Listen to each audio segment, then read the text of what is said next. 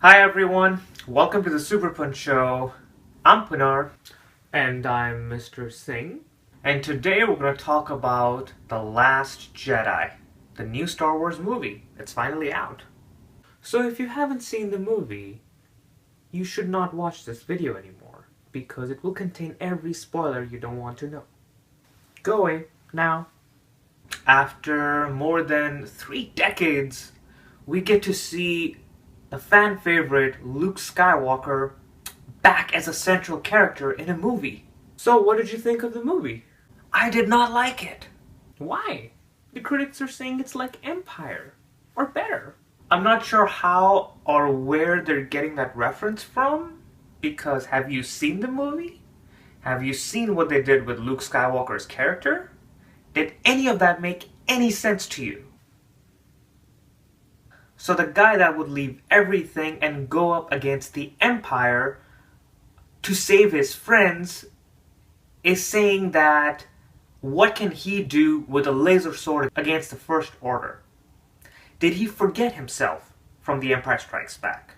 Or the most optimistic guy in the galaxy who's now saying, oh, I just came here to die, and is refusing to leave the island even though his best friend just got killed by the super villainous nephew and his sister is in danger? The guy that would go to his mass murdering super villainous dad because he believed there's an ounce of hope that he could be converted to the good side of the Force. This guy would try to kill his nephew in sleep? This is not who he is. All that makes so much sense. He's bitter and guilty because of what he did to Kylo, which further drove him towards the dark side of the Force and got his students killed and upset the order of the Force. So Luke felt responsible, and because of the guilt he distanced himself not just from his friends and family, but also the Force. I feel so bad for him. It makes partial sense. Based on this story, he didn't even try to face Ren the same way. And going after his nephew in sleep is a cowardly thing to do, and we know Luke Skywalker is not a coward. This is what Darth Sidious did. Yes, he's not, but things change when your own kin is involved. It's his own nephew. He's responsible for training him, and he failed him. So the emotional side of the family had an impact on him. It's just normal. Again, partially, the guilt makes sense. That he retreated, he's the cause for this, but they spent a lot of time in the movie on this. Fans have waited decades to see Master Skywalker back in action. And this is what we get? And sure, the Force power towards the end of the movie was phenomenal. Probably the best I've seen in the Star Wars universe. Yes, that it was. But they could have done so much with this. It had so much potential. And right after he uses it, he's gone. And yes, it was a very emotional moment to see Luke Skywalker looking at the binary sunset, because it reminded us of this hero that we saw in A New Hope, and he's now merged with the Force. He's gone. He's not part of the Resistance anymore. I cried a few times looking at that scene. And that's just Luke. What about the rest of the movie? I thought it was really good and fast-paced. Yes, a little too fast? Was this not a disjointed, fast mess with too many plot holes? It's Star Wars. Every Star Wars movie is perfect, no matter how bad it is. That makes no sense. It makes perfect sense. From a certain point of view. Okay, what about the part about Snoke? What about the part about Rey's parents? And the fact that Kylo and Rey are suddenly BFF-type siblings / something is going on between them. They were cool twists. I don't know what you're so butthurt about. The Force Awakens did such a good job at hyping up what the mystery of Rey is. Who are her parents? How is she so strong with the Force? And the same with Snoke. Where did such a powerful villainous leader come from? After the Empire was defeated, what was Luke Skywalker and the rest of the Resistance doing? Surely Palpatine was connected to Snoke somehow, since he was the all-strategic villainous force in the universe at that time. Meh, who cares? people who like satisfying and coherent storylines do. Rey, Leia, and Poe's character developments were actually really good. I don't understand why so much time was spent with Finn and Rose and that entire casino sequence, because that is something that could have been omitted from the movie and really wouldn't have made much of a difference. Leia's force powers were good. I did like the space scene. I enjoyed seeing Leia use her force powers for the very first time, and it's the necessity of the situation brought it out. And Master Yoda comes back to guide Luke Skywalker again. So epic! I really liked watching how Yoda could manipulate the Force and interact with the physical world despite he's a Force ghost. We haven't seen this before. I still don't get why he burnt the tree though. There were sacred books inside it. Well, the good news is Rey sneaked them out and they're now on the Falcon, and she is now the last and the most powerful Jedi in existence. Would have been borderline satisfied with Luke's story arc if he had taken down an AT-ST or two with his projected force powers. But he wasn't there. How could have he? Oh yes, he could have. If he gave the dice to Leia and they had a touching moment together, and everyone, including the machines, could see Luke, he could have used the force power to destroy a couple of AT-STs, and that would have been just fascinating. And yes, I do wish the lightsaber fight between Kylo and Luke was a little bit real.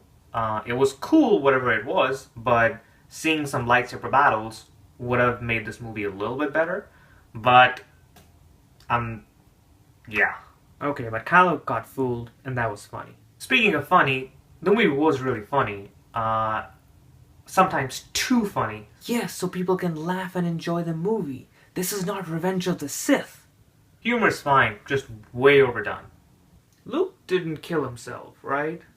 No, why would he do that? He died of exhaustion. The new force power was too much for his physical body, and now he has transcended. May the force be with him. Indeed. Did you see the critics are giving this like a 93% reviews on Rotten Tomatoes? Audience rating is only 56%. It's probably the most divisive Star Wars movie in existence, and it's gotten lower ratings than Phantom Menace. You mean like you and me? I thought this movie was awesome. It reminded me of the Empire. It reminds you of Empire because it is kind of based on Empire. The Battle of Hoth and the Salt Planet battle. The rebels on the run in the entire movie and being crushed by the First Order.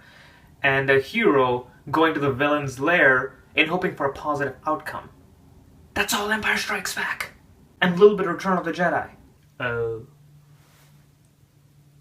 The movie does do a great job in adding a diverse cast onto the main screen and introducing powerful female characters, something the Star Wars universe hasn't seen before.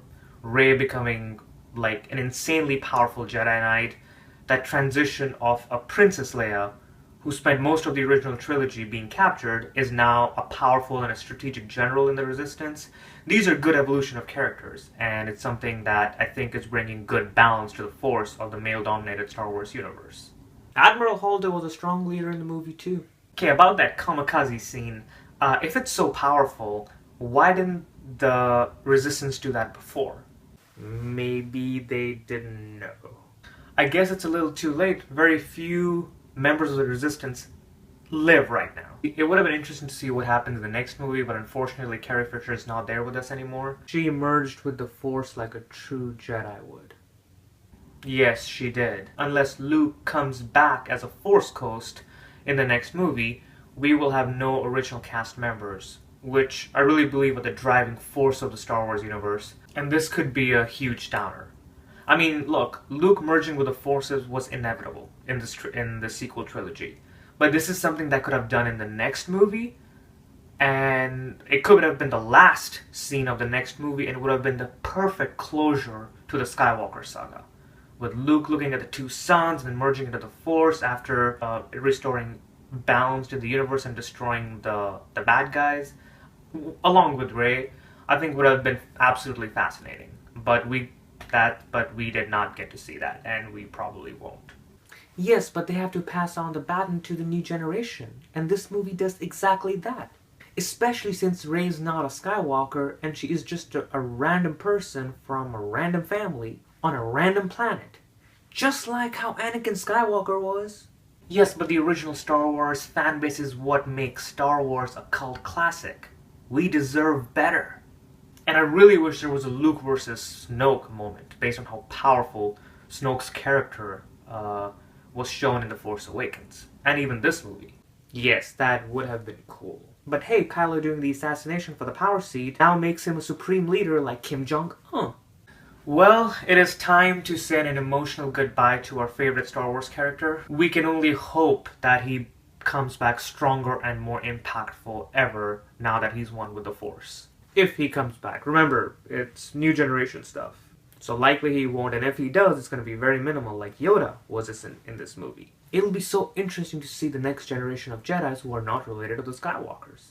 Yes, what we love about the Star Wars. The original characters, the Jedi versus Sith, the Force mythology. Take it all away. Let's put it into a new direction. Exactly. It's bold and new. As Kylo Ren says, let the past die. It's the only way you can become what you're meant to be. Maybe he's trying to tell you something. I liked it, and I'm looking forward to the next one. May the Force be with you. And also with you. So, the rest of you, did you like this movie, or are you like this guy and you really didn't?